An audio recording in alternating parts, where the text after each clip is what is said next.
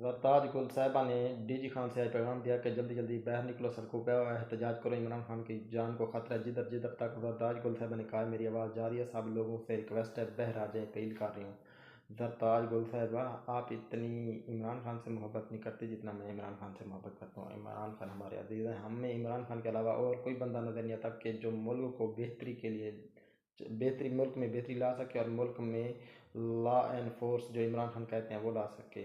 और इमरान खान हर दफ़ा international forum पे जाकर इमरान खान ने हमारे नबी हज़रत मोहम्मद सल्लल्लाहु अलैहि वसल्लम के लिए बात की है कि जब हमारे नबी के ऊपर कोई लोग बात करते हैं हम मुसलमानों को बहुत तकलीफ़ होती है, यकीनन हमें बहुत तकलीफ़ होती है। I love you Imran Khan. बाकी हम इमरान खान के साथ खड़े हैं, आपकी सपोर्ट में खड़े हैं। I love you PTI, I love you Imran Khan, I love you teacher. लेकिन इमरान खान से ज़्यादा मैं टीचर से प्यार करता हूँ। सब टीचर ही